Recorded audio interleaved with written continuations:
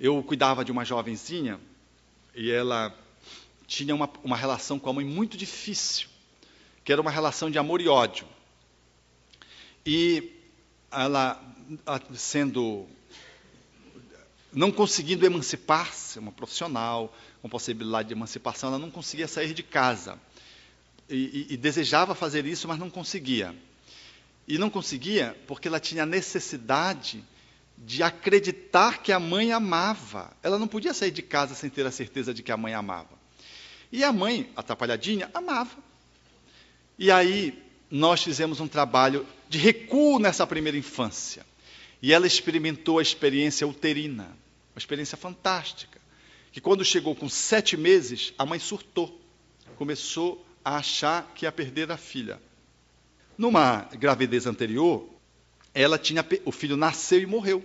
Ela tinha tido um feto, tinha tido uma criança, a criança nasceu e horas logo em seguida faleceu. E isso a traumatizou profundamente. Na gestação seguinte dessa moça, ela estava indo tudo bem, quando chegou 7 meses, veio aquela memória da gestação anterior e ela começou a achar que ia perder.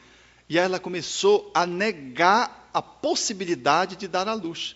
Porque dar à luz significava o quê? A criança nascer e morrer. E ela começou a tentar segurar a criança. Então, de 7 a 9 meses, a criança viveu o pavor de nascer, que era o pavor da mãe. E esse pavor foi se intensificando, e quando chegou no dia do parto, ela não conseguia nascer, porque a mãe se negava, e o espírito não queria nascer. É muito interessante ver isso na dinâmica intrauterina. Alguns querem nascer logo, e alguns não querem nascer, porque tem medo, por vários motivos. Essa tinha medo de nascer porque ia morrer. Ela foi, portanto, feita uma cesariana. E quando o médico tira o espírito, lembrando dessa experiência, abomina o médico. O que fez ela entender o porquê ela odiava toda pessoa de branco. Ela não suportava gente de branco, porque eram os profissionais que estavam de jaleco branco no parto, as enfermeiras que estavam também vestidas de branco, e essa imagem do branco ficou profundamente grafada nela, porque foi um gesto de agressividade, porque tiraram-na do útero, que era o único espaço onde ela poderia viver, segundo a concepção dela. Eles tiram a criança, vão cuidar da criança, atendem a mãe. Quando eles voltam e trazem a criança para a mãe, quando apresentam a criança para a mãe, o que é que a mãe faz? Ela surtou e disse: essa não é meu filho, minha filha morreu. Não é minha filha, não é minha filha, e rejeitava a criança. O médico, com uma delicadeza herodiana, agarrou a mãe e disse: esse é o filho, agarrou assim. Quase que ela botava os bofes para fora. Então foi uma cena muito traumática. A mãe custou a acolher de que essa nova criança não repetia a história da anterior, porque na verdade a mãe estava regredida. Ela não estava aqui agora, ela estava regredida no parto anterior. Ela estava fixada na perda do filho anterior. E por isso rejeitou. Mas a criança aceitou isso tomou isso como uma rejeição. Gente, esse fato no processo do nascimento, que é hoje traduzido claramente no livro do pesquisador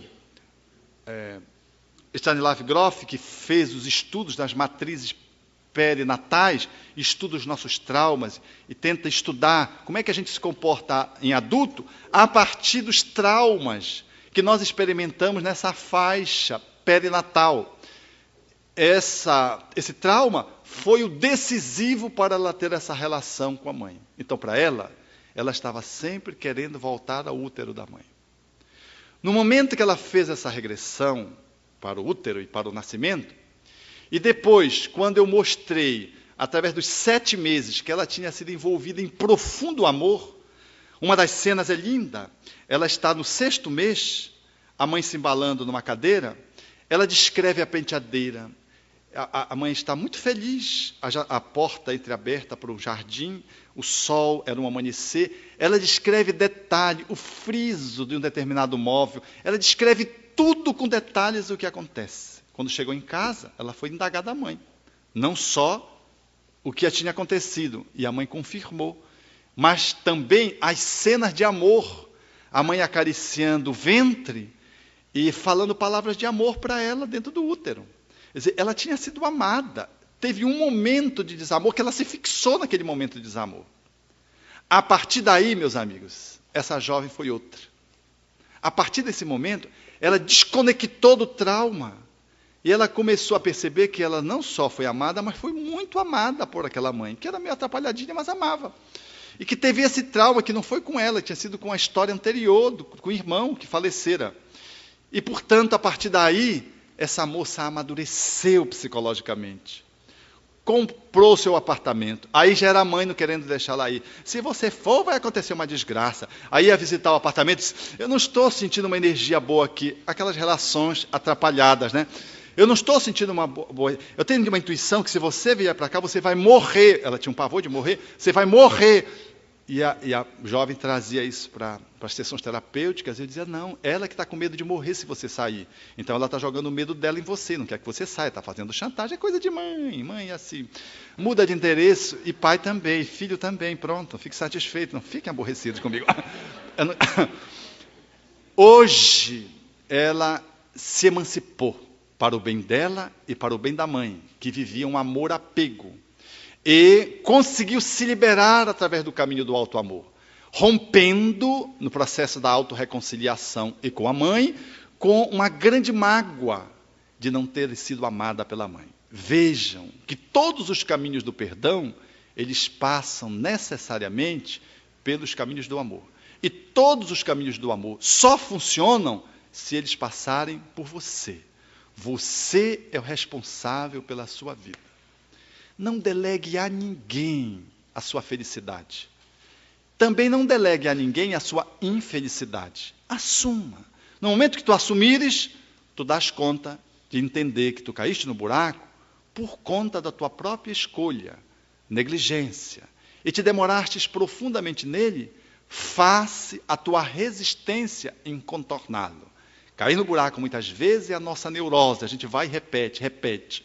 Contorná-lo é encontrar um outro caminho neurosináptico, é encontrar uma outra possibilidade, é ampliar e entender que nós nascemos para fazermos um passo a mais na evolução, no nosso caminho de autoiluminação.